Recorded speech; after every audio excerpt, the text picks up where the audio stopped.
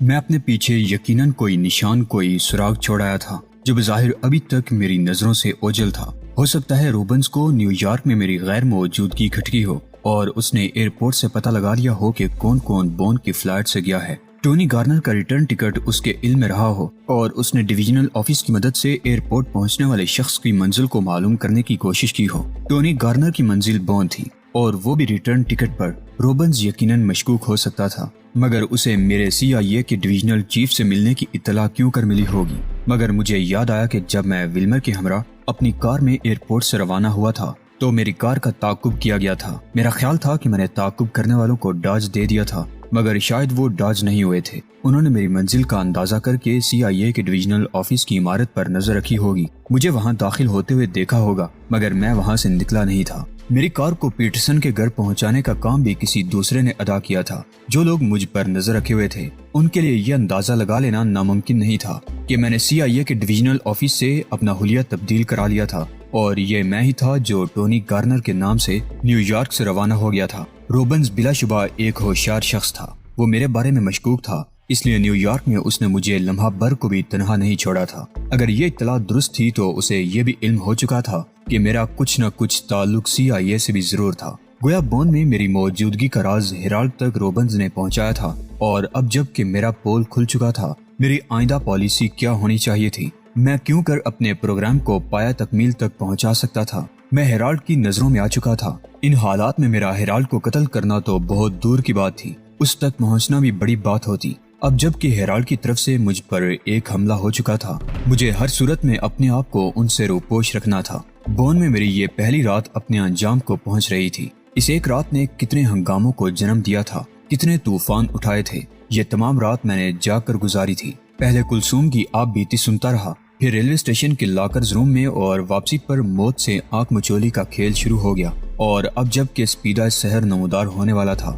میں railway line کے اس پار کلثوم سمیت بون کے اس ویرانے میں پڑا تھا۔ میں نے کلثوم کی طرف دیکھا، میری گود میں سر رکھے زمین پر لیٹی ہوئی وہ اب کافی پرسکون دکھائی دے رہی تھی۔ شاید میری موجودگی نے وقتی طور پر اسے اعتماد اور حوصلے کی دولت سے مالا مال کر دیا تھا۔ انڈین ہوٹل سے فرار کے بعد اس کی نڈال ہو جانے کی وجہ بہت واضح تھی۔ وہ سارا دن ہوٹل میں ڈیوٹی دیتی رہی تھی، اور شب کا آغاز اس نے میری رفاقت میں اپنی داستان غم سنانے سے کیا تھا، اور پھر اس نے تمام رات مار پیٹ کے اعصاب شکن واقعات اور موت کے رقص کو اپنے آس پاس اتنا قریب سے دیکھا کہ شاید کبھی خواب میں بھی نہ دیکھا ہو۔ یہ سب کچھ اس کے لیے نیا تھا۔ وہ معصوم تھی، مگر اس نے جس قسم کا ظلم برداشت کیا تھا، قتل و غارت اور اپنی آنکھوں کے سامنے انسانی اعضاء کی توڑ پھوڑ نے اسے شدید ذہنی پریشانی میں مبتلا کر دیا۔ اس نے میری ذات میں ایک شفیق اور مہربان ہستی کو اس دیار غیر میں دیکھا تو اپنی تمام تر چاہتے نچاور کر دینے پر تل گئی۔ میرے قتل کی سازش کا پتہ چلا تو وہ حواس باختہ ہو گئی۔ مجھے جیتے جاگتے انسانوں کو نٹ بال کی طرح اچھالتے دیکھا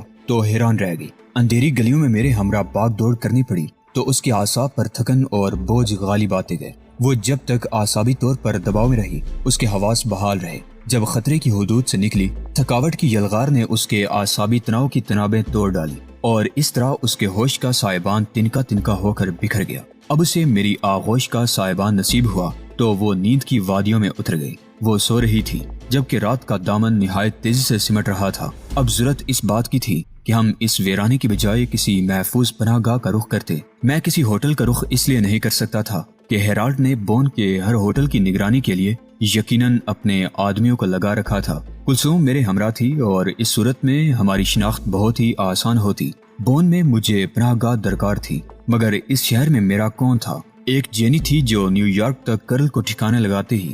جینی کے علاوہ بون میں کس پر اعتماد کر سکتا تھا؟ میں بون میں ولمر کے ٹیلی فون نمبر پر گفتگو نہیں کر سکتا تھا، کیونکہ کامن انٹرسٹ والی بات صرف میرے اور ولمر کے درمیان تھی۔ اس کے آدمی مجھ پر شک بھی کر سکتے تھے۔ میرے پاس جینی کا ٹیلی فون نمبر موجود تھا۔ جینی بون میں موجود نہیں تھی، مگر اس کے آدمیوں میں سے اس بات کی مہم سی امید ضرور تھی کہ اس کے آدمیوں میں سے کوئی نہ کوئی اس نمبر پر موجود ہوگا، اور اگر میں جینی کے آدمیوں کو اپنی شخصیت کے بارے میں باور کرا سکا تو میرے لیے وقتی طور پر پناہ گاہ حاصل کرنے کا مسئلہ حل ہو جائے گا۔ میں نے جینی کے ٹیلی فون نمبر پر ہی قسمت آزمائی کرنے کا فیصلہ کر لیا، مگر ٹیلی فون کرنے کے لیے میرا کسی ٹیلی فون بوتھ تک پہنچنا ضروری تھا۔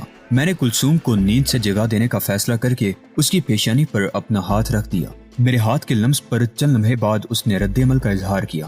اس نے کروٹ بدلی تو میں نے ہولے سے اس کا نام لے کر اسے پکارا۔ میری 1 منٹ کی کوشش پر کلثوم کی آنکھ کھل گئی اور وہ اٹھ کر بیٹھ گئی۔ میں نے اسے رات کا دامن سمٹ جانے کی خبر سناتے ہوئے اپنے آئندہ کے پروگرام سے آگاہ کیا۔ دونوں سٹین گنیں میں نے اپنی کوٹ اور پتلون میں ایک مناسب جگہ چھپا دی کہ شاید کسی وقت ان کی ضرورت پڑ جائے، اور کلثوم کو ہمراہ لے کر آبادی کی طرف روانہ ہو گیا۔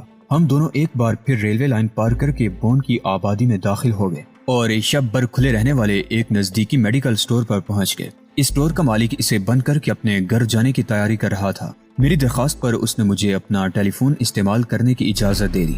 دوسری طرف ایک بدی سی مردانہ آواز نے میرا استقبال کیا۔ میں نے کہا، میں کارلس کے حوالے سے بون پہنچا ہوں اور یہ ٹیلی فون نمبر مس جینی نے مجھے نیو یارک میں دیا تھا۔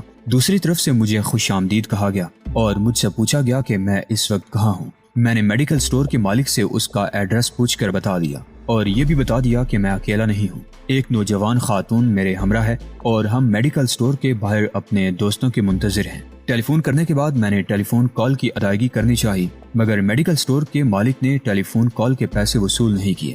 میں نے اس کا شکریہ ادا کیا اور کلثوم کو ہمراہ لے کر میڈیکل سٹور والے کو سٹور بند کر کے گئے۔ ابھی 10-15 منٹ ہی گزرے ہوں گے کہ ایک کار میڈیکل سٹور کے سامنے آ کھڑی ہوئی۔ کار کی عقبی نشست سے ایک شخص نکلا اور ہماری طرف بڑھتا چلا آیا۔ کیا مسٹر کارلس؟ جی، 15-20 منٹ پہلے اس نام کے حوالے سے میں نے ہی ٹیلی فون کیا تھا۔ میں نے اس کا سوال مکمل ہونے سے پہلے ہی جواب دے دیا۔ تشریف لائیے، اس نے کار کی طرف اشارہ کرتے ہوئے کہا۔ چلیے، میں نے کلثوم کو کہا۔ اس نے اگلی نشست کا دروازہ کھول کر کلثوم کو ڈرائیور کے ساتھ بیٹھنے کا اشارہ کیا۔ کلثوم نے لمحہ بھر کو نظریں گھما کر میری طرف دیکھا اور پھر میرا اشارہ پا کر ڈرائیور کے ساتھ بیٹھ گئی۔ میں اپنے میزبان کے ساتھ کار کی پچھلی نشست پر براجمان ہو گیا۔ کار کی ڈرائیونگ سیٹ پر بیٹھا ہوا شخص میرے لیے اجنبی نہیں تھا۔ یہ وہی شخص تھا جس کی ٹیکسی کرل نے جسے لائیو ہسپتال سے اغوا کیا تھا۔ یہی وہ شخص تھا جس نے عبدالجبار عرف کارلس کی ہیرالڈ کی حویلی سے فرار کے بعد اسے بیڈ گورڈزبرگ سے بون پہنچایا تھا اور راستے میں مجھے بے ہوشی کی حالت میں کرسٹوف کی کار میں سے نکال کر جینی کے پاس پہنچایا تھا۔ میں ہیرالڈ کی حویلی میں سے کرسٹوف کی کار میں فرار ہوا تھا۔ میرے فوراً بعد ڈرائیور عبدالجبار کو لے کر بیڈ گورڈزبرگ سے نکلا تھا اور میں نے اسے ہیرالڈ کی طرف سے اپنا تعاقب سمجھ کر کار کی ٹینکی خالی ہو جانے کے باوجود کار کو بھگاتے رہنے کی کوشش میں سینے پر اسٹیئرنگ کی چوٹ کھائی تھی۔ وہ بظاہر ایک عام سا ٹیکسی ڈرائیور تھا، مگر بون میں وہ ان کا نہایت بااعتماد آدمی تھا۔ اب مجھے اپنے روپوش ہو جانے کے لیے پناہ گاہ کی تلاش سے متعلق کوئی زیادہ پریشانی نہیں رہی تھی۔ میں چونکہ ٹونی گارنر کے میک اپ میں تھا، اس لیے کلائیو نے مجھے پہچانا نہیں تھا۔ جب وہ مجھے توقیر کی حیثیت سے پہچانے گا تو سوچے گا کہ انٹرنیشنل گارڈز کے سربراہ کے ساتھ میرا کیا رشتہ تھا۔ انہوں نے کلثوم کو اگلی نشست پر غالباً اس لیے بٹھایا تھا کہ وہ ہم دونوں کو پچھلی نشست پر بٹھانے کا خطرہ مول نہیں لے سکتے تھے۔ شاید وہ ابھی تک میری طرف سے مطمئن نہیں تھے۔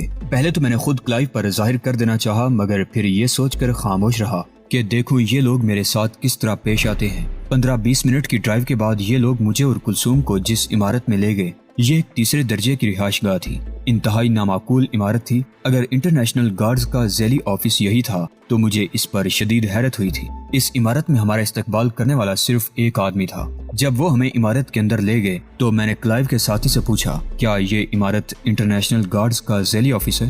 نہیں، یہ محض نئے مہمانوں کے لیے استقبال گاہ ہے، اس نے مسکراتے ہوئے کہا۔ میں سمجھ گیا کہ وہ مجھے اور کلثوم کو اس عمارت میں کیوں لائے تھے۔ غالباً یہ معلوم کرنا چاہتے تھے کہ ہم کون ہیں اور کیا چاہتے ہیں۔ مجھے ان کی یہ احتیاط اچھی لگی۔ اس سے پہلے کہ وہ اپنے طور پر کسی کارروائی کا آغاز کرتے، میں نے انہیں بتایا کہ سب سے پہلے مجھے اپنا میک اپ ختم کرنے کے لیے کیمیکلز درکار ہیں۔ ہمارے میزبانوں نے چونک کر میری طرف دیکھا۔ میں نے ابھی تک اپنے فطری لب و لہجے میں کوئی بات نہیں کی تھی۔ وہ تینوں کی تینوں یقیناً مجھے میرے اصلی چہرے سے پہچانتے تھے۔ میں انہیں حیرت سے دوچار کرنا چاہتا تھا۔ کیمیکلز لینے کے لیے جانے والا شخص خود کلائیو تھا۔ وہ آدھے گھنٹے کے بعد واپس لوٹا تو اس کے ہاتھوں میں ایک بریف کیس پکڑا ہوا تھا۔ اس بریف کیس میں مختلف کیمیکلز تھے۔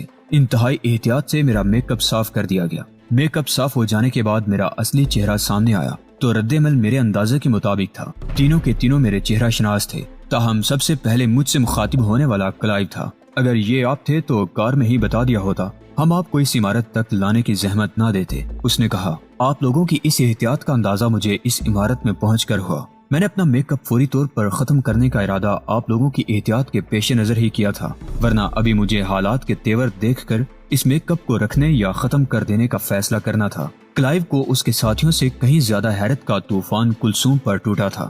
وہ عجیب استجاب کے عالم میں مجھے دیکھے جا رہی تھی۔ چند گھنٹے پہلے میں عمر میں اس سے بڑا دکھائی دے رہا تھا اور اب میں واضح طور پر اس سے چھوٹا نظر آ رہا تھا۔ اگر وہ اپنی آنکھوں سے میرا میک اپ صاف ہوتے ہوئے نہ دیکھ لیتی، فقیر کے روپ میں مجھے دیکھ کر وہ ہرگز باور نہ کرتی کہ میں وہی شخص ہوں جو اسے ٹونی گارنر کے روپ میں ملا تھا۔ میرا میک اپ اتر جانے کے بعد ہم زیادہ دیر اس عمارت میں نہیں رہے۔ انہوں نے مجھے اور کلثوم کو بہت جلد ایک اچھی رہائش گاہ میں منتقل کر دیا۔ نئی رہائش گاہ میں پہنچ کر میں نے اور کلثوم نے سارا دن الگ الگ کمروں میں گزارا۔ شام کو ہم دونوں تقریباً ایک ساتھ سو کر اٹھے۔ ہم دونوں نے باری باری غسل کیا اور شام کا کھانا ایک ساتھ کھایا۔ ان لوگوں نے میرے اور کلثوم کے لیے نئے لباس مہیا کر دیے تھے اور کھانے کی میز پر ہم دونوں اپنے نئے لباس میں تھے اور انتہائی تر و تازہ بھی۔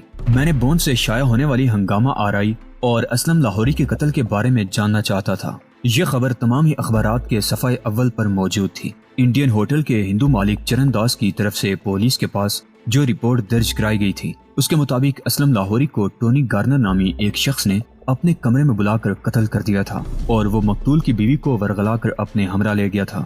بعض اخبارات نے کلثوم کی تصویر بھی شائع کر دی تھی۔ یہ تصویر انڈین ہوٹل کے مالک چرن داس نے اخبارات کو مہیا کی تھی۔ ایک اخبار نے بڑی دلچسپ کہانی گڑھی تھی۔ اس اخبار کے رپورٹر نے ٹونی گارنر کے نیو یارک ریٹرن ٹکٹ پر کل شام بون پہنچنے کی اطلاع کے ساتھ یہ قیاس آرائی کی تھی کہ امریکہ سے آنے والے ٹونی گارنر انڈین ہوٹل کے پاکستانی ملازم اسلم لاہوری کی بیوی سے محبت کرتا تھا اور وہ امریکہ سے کلثوم کو اغوا کرنے کے لیے ہی ریٹرن ٹکٹ پر بون پہنچا تھا۔ اسلم لاہوری کو غالباً بروقت ٹونی گارنر اور کلثوم کے منصوبے کا علم ہو گیا تھا۔ غالباً وہ عین اس وقت ٹونی گارنر کے کمرے میں پہنچ گیا ہوگا جب اس کی بیوی اپنے محبوب کے ساتھ دادے عیش دینے میں مصروف ہوگی۔ راز افشا ہو جانے پر ٹونی گارنر نے اپنے رقیب کو گولی کا نشانہ بنا دیا۔ ہوٹل کے مالک نے ٹونی گارنر اور کلثوم پر قابو پانے کی کوشش کی مگر وہ کسی نہ کسی طرح نکل جانے میں کامیاب ہو گئے تھے۔ چرن داس نے اپنے ملازم اسلم لاہوری کو جان کنی کی حالت میں کسی ہسپتال پہنچانے کی بھی کوشش کی مگر وہ راستے ہی میں مر گیا، جس پر ہوٹل کے مالک نے لاش کو دوبارہ جائے وقوع پر پہنچا کر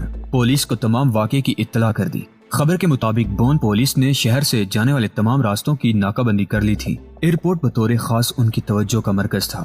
یہ خبر میں نے کلثوم کو بھی سنائی۔ بظاہر یہ خبر سن کر اسے خوفزدہ ہو جانا چاہیے تھا مگر اس نے یہ نہایت خندہ پیشانی سے سنی تھی۔ شاید اس کو اس بات کا یقین تھا کہ بون کی پولیس اس کی پناہ گاہ تک ہرگز نہیں پہنچ سکتی تھی۔ اس کا یقین اپنی جگہ بجا تھا مگر اس خبر کی اشاعت کے بعد بون میں اب میرا کام بڑھ گیا تھا۔ کلثوم کو پاکستان پہنچانا تھا۔ اس کا پاسپورٹ اور تمام کاغذات میرے پاس موجود تھے مگر فوری طور پر اسے بون سے نکالنا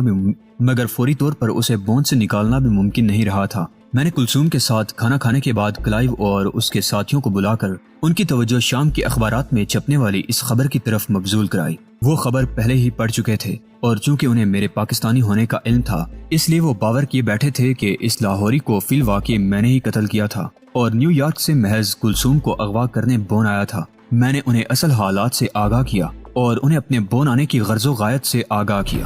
کلائیو پہلے ہی بہت سے معاملات سے واقف تھا۔ اسے معلوم تھا جینی کرل کے تعاقب میں کیوں گئی تھی۔ میں نے انہیں بتایا کہ کارلس نے مجھے اور جینی کو ایک مہم سونپ رکھی ہے اور ہیرالڈ کو نیو یارک پہنچنے سے روکنا اسی مہم کی ایک کڑی ہے۔ انہوں نے ہر طرح سے تعاون کی یقین دہانی کر دی۔ میں نے انہیں بتا دیا کہ کلثوم کو بون سے نکالنا اور پاکستان پہنچانا اب ان کی ذمہ داری تھی اور یہ بھی بتا دیا کہ میری عدم موجودگی میں اسے عام لڑکی نہ سمجھا جائے۔ وہ بہرحال مجھے بہنوں کی طرح عزیز تھی، میری منہ بولی بہن تھی۔ انٹرنیشنل گارڈز کے یہ کارکن جرائم پیشہ لوگ نہیں تھے، یہ لوگ بہادر اور باصول ہونے کے ساتھ ساتھ با کردار بھی تھے۔ کلثوم کے سلسلہ میں ان پر مکمل اعتماد کر سکتا تھا۔ میں نے ان سے یہ سب باتیں کلثوم کی موجودگی میں انگریزی زبان میں کی تھی۔ کلثوم پڑھی لکھی لڑکی تھی، وہ میری باتوں کو اور میرے لہجے میں میرے جذبات کی سچائی کو سمجھ سکتی تھی۔ اسے اندازہ ہو چکا تھا کہ میں غیر معمولی صلاحیتوں کا حامل پاکستانی نوجوان ہوں جو کسی سرکاری کام سے بون آیا تھا۔ وہ کلائیو اور اس کے ساتھیوں کو بین الاقوامی پولیس کا آدمی سمجھ رہی تھی